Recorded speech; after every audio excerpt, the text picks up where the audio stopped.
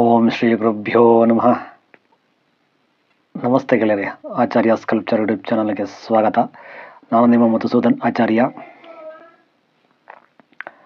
ನೋಡಿ, ಇವತ್ತಿನ ಜ್ಯೋತಿಷ್ಯ ವಿಚಾರ ಒಂದು ಬುಧಗ್ರಹ ಪೀಡಾ ದೋಷ. ಅಂದರೆ ನಿಮ್ಗೆ ಅರ್ಥ ಆಗಿರುತ್ತೆ, ಬುಧಗ್ರಹದ ಬಗ್ಗೆ ಮಾತಾಡ್ತಾ ಇದ್ದೀನಿ.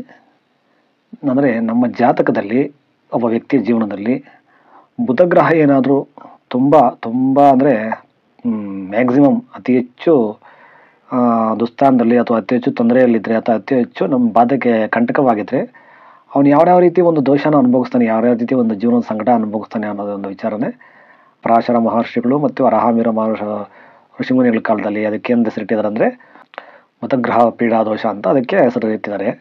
ಏನು ಈ ಬುಧಗ್ರಹ ಪೀಡಾ ದೋಷದಿಂದ ಏನೇನು ನಾವು ತೊಂದರೆಗಳು ಅನುಭವಿಸ್ತೀವಿ, ಅದು ಯಾವ್ಯಾವ ಸಂದರ್ಭದಲ್ಲಿ ಯಾವ್ಯಾವ ರೀತಿ ಗ್ರಹ ಬಲ ಇದ್ದರೆ ಯಾವ ರೀತಿ ನಮ್ಮ ಜಾತಕದಲ್ಲಿ ತೊಂದರೆ ಇದ್ದರೆ ಅದು ಅನುಭವಿಸ್ತೀವಿ ಅಂತ ತಿಳಿಸ್ಕೊಡ್ತೀನಿ.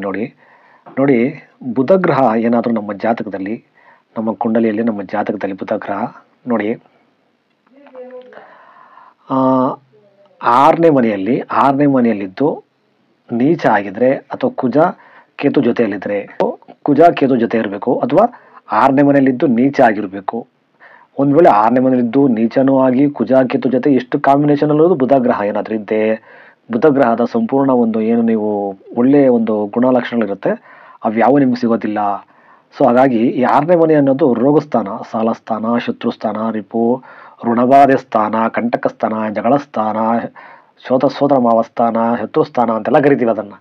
ಹಾಗಿರೋದ್ರ ಕಾರಣ ಆರನೇ ಮನೆಯಲ್ಲಿ ಏನಾದರೂ ನಿಮಗೆ ಬುಧಗ್ರಹ ಬಂದು ಕೂತ್ಕೊಂಡು ಅಲ್ಲಿ ಬುಧಗ್ರಹ ಜೊತೆಗೆ ಶತ್ರುಗ್ರಹಗಳಾದಂಥ ಕುಜಾಕೇತು ಬಂದು ಅದ್ರ ಜೊತೆಯಲ್ಲಿ ಏನಾದರೂ ನೀಚತ್ವ ಬಂದಿದ್ರೆ, ಬುಧಗ್ರಹಕ್ಕೆ ನೀಚತ್ವ ಎಲ್ಲಿ ಬರುತ್ತೆ, ಮೀನರಾಶಿಯಲ್ಲಿ ಬರುತ್ತೆ.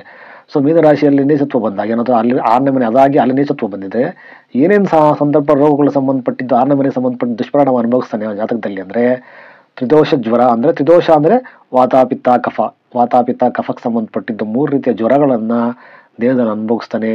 ಯಾವ್ಯಾವ ರೀತಿ ಅಪೆಂಡಿಕ್ಸ್ ಆಗ್ಬೋದು, ಅಥವಾ ಟೈಫಾಯ್ಡ್ ಜ್ವರ ಆಗಿರ್ಬೋದು, ನಿಮೋನಿಯಾ ಜ್ವರ ಆಗಿರ್ಬೋದು, ಜಾಂಡಿಸ್ ಜ್ವರ, ಇತ್ತೆಲ್ಲ ತುಂಬ ತ್ರಿದೋಷಗಳಿಗೆ ಒಳಗಾಗ್ಬಿಡ್ತಾನೆ. ಇನ್ನು ಆರನೇ ಮನೆಗೆ ಈ ರೀತಿ ಒಂದು ಪ್ರಭಾವ ಬಂದಾಗ ವಿಪರೀತ ಸಾಲ ಆಗ್ಬಿಡುತ್ತೆ ಜೀವನದಲ್ಲಿ. ವಿಪರೀತ ಸಾಲ ಮಾಡ್ಕೊಳ್ಳೋದು, ಮತ್ತು ದುಡ್ಡನ್ನ ವಿಪರೀತ ಖರ್ಚಾಗಿ ಸಾಲ ಸಿಕ್ಕಾಕೊಂಡು ತೊಂದರೆಗೆ ಅನುಭವಿಸ್ತಾನೆ. ಬಡ್ಡಿ ಕಟ್ಟಕ್ಕಾಗದೆ ಸಾಲಕ್ಕೆ ಸಿಕ್ಕಾಗ ಯಾವ ರೀತಿ ಅಂದರೆ ಎಷ್ಟು ಕೆಟ್ಟ ಪರಿಣಾಮಕ್ಕೆ ಹೋಗ್ತದೆ ಅಂದರೆ ಜೀವನನೇ ಸಾಕಪ್ಪ ಅನಿಸ್ಬಿಟ್ಟುತ್ತೆ, ಆ ಒಂದು ಸಮಸ್ಯೆಗೆ ಸಿಕ್ಕಾಕೊಂಡ್ಬಿಡ್ತಾರೆ. ಆರನೇ ಮನೆಯಲ್ಲಿ ನೀಚಾಗಿ ಕುಜಾಕೇತು ಕಾಂಬಿನೇಷನ್ ಬುಧನಿಗೆ ಬಂದಾಗ, ಬುಧಗ್ರಹ ಜೊತೆ ಬುಧ 6ರಲ್ಲಿ ಕುಜಾಕೇತು ಜೊತೆ ಕಾಂಬಿನೇಷನ್ ಬಂದು ಆರನೇ ಮನೆಯಲ್ಲಿ ನೀಚ ಆದಾಗ ಆರೋಗ್ಯದ ವಿಚಾರದಲ್ಲಿ ಅದರಲ್ಲೂ ಚರ್ಮ ಗಜ್ಜಿ ಆಗ್ಬಿಡೋದು. ಚರ್ಮ ಗಜ್ಜಿ ತುರುಕೆ ಅಂತೆಲ್ಲ ಕೇಳ್ತೀವಿ, ಚರ್ಮ ಗಜ್ಜಿ ಅಂತೀವಿ. ಅದು ಯಾವ ರೀತಿ ಅಂದರೆ ಲೈಫ್ ಲಾಂಗ್ ಗಜ್ಜಿ ಹೋಗೋದಿಲ್ಲ. ಎಷ್ಟು ನೆವೆ ಇರುತ್ತೆ ಅಂದರೆ ಅಷ್ಟಂತ ನೆವೆ ಇರುತ್ತೆ. ಕಲ್ಲಲ್ಲಿ ಹಾಕಿ ಪರ್ಚ್ಕೋತಾರೆ, ಅಷ್ಟು ನೆವೆ ಆಗುತ್ತೆ. ಒಂಥರ ಗಜ್ಜಿಗೆ ಚರ್ಮ ಎಲ್ಲ ಕಪ್ಪಾಗಿ ಗಟ್ಟಿ ಆಗ್ಬಿಟ್ಟು ತುಂಬ ಕೆರಕೆ ಆಗೋದು, ಚರ್ಮ ಎದ್ದು ಬರೋ ಈ ಥರ ಗಜ್ಜಿ ತುರುಕೆ ಅಂತೀವಿ ಅದನ್ನು. ಆ ರೀತಿ ಒಂದು ಕೆಟ್ಟ ಒಂದು ಚರ್ಮ ಕಾಯಿಲೆ ಬಂದ್ಬಿಡುತ್ತೆ ಏನಾದರೂ ಈ ಥರ ಒಂದು ಪೊಸಿಷನ್ ಇದೆ ಗ್ರಹಗಳು ಆರನೇ ಮನೆಯಲ್ಲಿ, ಗಜ್ಜಿ ತುರುಕೆ. ಆಮೇಲೆ ಫ್ರೆಂಡ್ಸ್ ಜೊತೆ ಮತ್ತು ಸಂಬಂಧಗಳ ಜೊತೆ ವಿಪರೀತ ಜಗಳ ಆಗೋದು, ವೈಮನಸ್ಸು ಮಾಡ್ಕೊಳ್ಳೋದು, ಸಾಲ ಮಾಡ್ಕೊಳ್ಳೋದು, ಜಗಳಾಗಿ ಸಂಬಂಧ ಕಿತ್ತೋಗೋದು ಎಲ್ಲ ಆಗ್ತಾ ಇರುತ್ತೆ. ಈ ಥರ ಒಂದು ಬುಧನ ಕಾಂಬಿನೇಷನ್ ಕುಜಾಕೇತು ಮತ್ತು ಆರನೇ ಮನೆ ನೀಚತ್ವ ಬಂದರೆ. ಮತ್ತು ವಾತರೋಗ, ಜಾಯಿಂಟ್ಸಲ್ಲಿ ವಾತರೋಗ ಬರೋದು, ಮೈಯಲ್ಲಿ ಬ್ಲಡ್ ಕಮ್ಮಿ ಆಗಿ ವಾತ ಜಾಸ್ತಿ ಆಗೋದು, ಮೈಯಲ್ಲಿ ಚುಚ್ಚೋ ಥರ ಒಂದು ಮೈಯೆಲ್ಲ ಚುಚ್ಚಿಗೆ ನೋವಾಗೋ ಥರ ಲೇಜಿನೆಸ್ ಆಗೋದು ಎಲ್ಲ ಸಮಸ್ಯೆಗಳು ಆಗುತ್ತದೆ ಈ ಒಂದು ಪ್ರಭಾವದಿಂದ. ಆರನೇ ಮನೆ ವಿಚಾರದಾದರೆ ಬುಧಗ್ರಹ ಏನಾದರೂ 8ನೇ ಮನೆಯಲ್ಲಿ ನೀಚಾಗಿ ಮಾಂದಿ ಮತ್ತು ಶನಿ, ಮಾಂದಿ ಗ್ರಹ ಅಂದರೆ ಹೇಳ್ಕೊಟ್ಟಿದ್ದೆ ನಿಮಗೆ. ಮಾಂದಿ ಗ್ರಹ ಅನ್ನೋದು ಶನಿ ಗ್ರಹದ ಮಗ, ಅದು ಅವನ ಪುತ್ರ, ಅದು ಮಾಂದಿ ಗ್ರಹ. ಸೊ ಜಾತಕದಲ್ಲಿ ನಮಗೆ ಶನಿ ಮತ್ತು ಮಾಂದಿ ಗ್ರಹ ಏನಾದರೂ 8ನೇ ಮನೆಯಲ್ಲಿ ಬುಧಗ್ರಹನ ಜೊತೆ 8ರಲ್ಲಿ ನೀಚ ಇಲ್ಲದಿದ್ರು ಓಕೆ, ಅದು ನೀಚ ಅಂದರೆ ಮೀನರಾಶಿಗೆ ಬರಬೇಕು. ನೀಚ ಇಲ್ಲದ್ರ ಜೊತೆಲಿ ಯಾವುದೇ ಮನೆಯಲ್ಲಿ ಆಗಲಿ 8ನೇ ಮನೆ ಆಗಿರಬೇಕು. 8ನೇ ಮನೆಯಾಗಿ ಅಲ್ಲಿ ಏನಾದ್ರೂ ಮಾಂದಿ ಶನಿ ಕಾಂಬಿನೇಷನ್ ಬಂದು ಬುಧಗ್ರಹ ಜೊತೆಯಲ್ಲಿದ್ದಾಗ ಏನೇನು ಸಮಸ್ಯೆಯಲ್ಲಿ ಅನುಭವಿಸ್ತೀವಿ ಅಂದರೆ ಅಗ್ನಿ ಭಯ, ಬೆಂಕಿಯಿಂದ ಅಪಘಾತ ಆಗೋದು, ಎಲ್ಲಾದರೂ ಬೀಳೋದು, ಗಾಡಿಯಲ್ಲಿ ಹೋಗ್ಬೇಕಾದ್ರೆ ಬೀಳೋದು, ಇಲ್ಲಾಂದರೆ ನಡ್ಕೊಂಡು ಎಡು ಬೀಳೋದು, ಇಲ್ಲೇನೋ ಕೆಳಗಡೆ ಮೇಲಿಂದ ಬೀಳೋದು, ಈ ರೀತಿಯ ಸಮಸ್ಯೆಗಳಾಗುತ್ತದೆ. ಈಗ ಬ್ರೈನ್ಗೆ ಸ್ಟ್ರೋಕ್ ಹೊಡೆಯೋ ಸಮಸ್ಯೆ ಬರ್ಬೋದು, ಬ್ರೈನ್ ಸ್ಟ್ರೋಕ್ ಆಗೋದು, ನರದೌರ್ಬಲ್ಯ ಬರೋದು, ಗುಪ್ತಾಂಗಗಳಲ್ಲಿ ನರದೌರ್ಬಲ್ಯ ಬರೋದು, ಕೈಗೆ ಸ್ಟ್ರೋಕ್ ಹೊಡೆಯೋದು, ಬೆರಳುಗಳ ಶಕ್ತಿಹೀನತೆ ಆಗೋದು, ಇವೆಲ್ಲ ಸಮಸ್ಯೆಗಳು ಬರ್ತೈತೆ. ಮತ್ತು ದುಷ್ಟಗ್ರಹ ಬಾಧೆ ಅಂದರೆ ಇಲ್ಲಿ ಗ್ರಹ ಅಂದರೆ ಮಾಮೂಲಿ ಈ ಥರ ನವಗ್ರಹಗಳಲ್ಲ. ದುಷ್ಟಗ್ರಹ ಅಂದರೆ ಚೆಸ್ಟ್ ಇದು ನಾವು ಹೊರಗಡೆ ಏನೊಂದು ನಾವು ಕೆಟ್ಟ ಚಾಳಿ ಗ್ರಹಗಳು, ಭೂತ ಪ್ರೇತಗಳು ಅಂತೆಲ್ಲ ಕರಿತೀವಲ್ಲ, ಅಥವಾ ಬೇರೆ ಒಂದು ಆತ್ಮಗಳು ಆ ಥರ ಒಂದು ವಿಚಾರಕ್ಕೆ ಬಂದಾಗ ದುಷ್ಟಗ್ರಹ ಬಾಧೆ ಅಂತೀವಿ.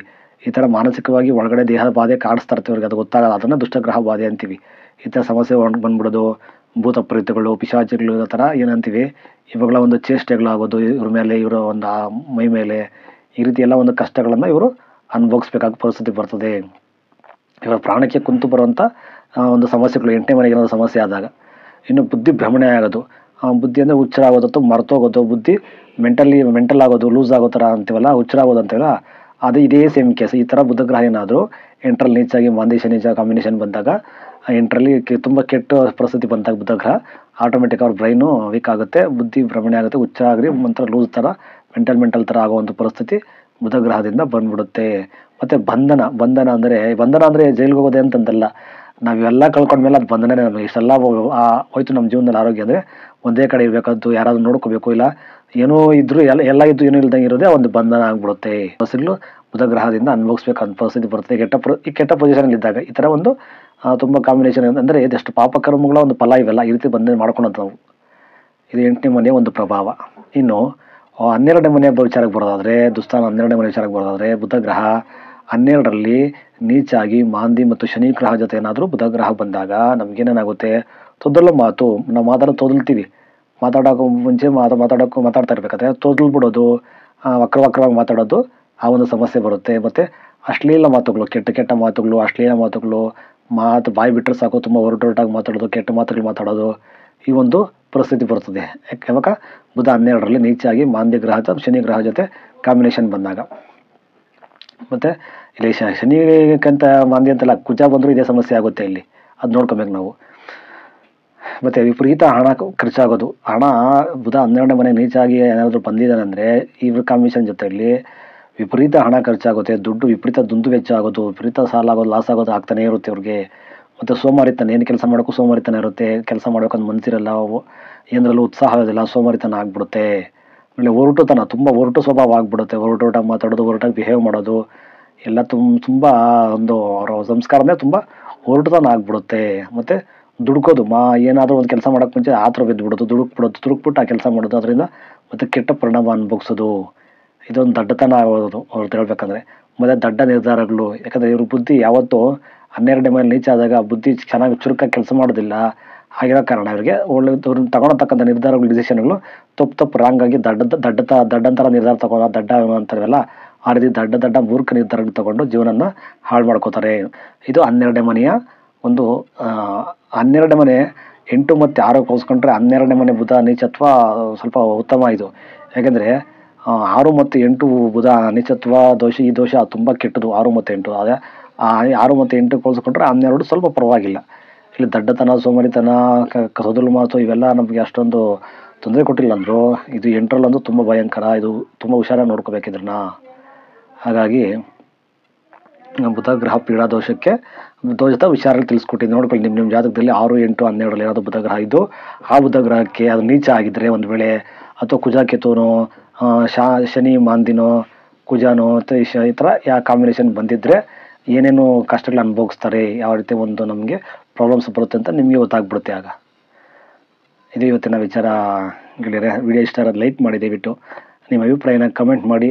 ಮತ್ತು ನೆಕ್ಸ್ಟು ನಾನು ಸೂರ್ಯಗ್ರಹ, ಚಂದ್ರಗ್ರಹ, ಬೇರೆ ಗ್ರಹಗಳ ಒಂದು ಪೀಡಾದೋಷಗಳಿದ್ದರೆ ಪೀಡಾದೋಷದ ಬಗ್ಗೆ ತೊಗೊಂಬರ್ತೀನಿ. ಆವಾಗ ಗ್ರಹಗಳು ಏನೇನು ಸಮಸ್ಯೆಗಳು ಕಾಡಿಸುತ್ತೆ ಅಂತ ತಿಳಿಸ್ಕೊಡ್ತೀನಿ. ದಯವಿಟ್ಟು ವಿಡಿಯೋ ಇಷ್ಟ ಲೈಕ್ ಮಾಡಿ, ನಿಮ್ಮ ಅಭಿಪ್ರಾಯನ ಕಮೆಂಟ್ ಮಾಡಿ. ದಯವಿಟ್ಟು ಚಾನಲ್ನ ಸಬ್ಸ್ಕ್ರೈಬ್ ಮಾಡ್ಕೊಳ್ಳಿ. ಮತ್ತಷ್ಟು ವಿಡಿಯೋ ಸಿಗ್ತೀನಿ. ನಮಸ್ತೆ, ಒಳ್ಳೆಯದಾಗಲಿ.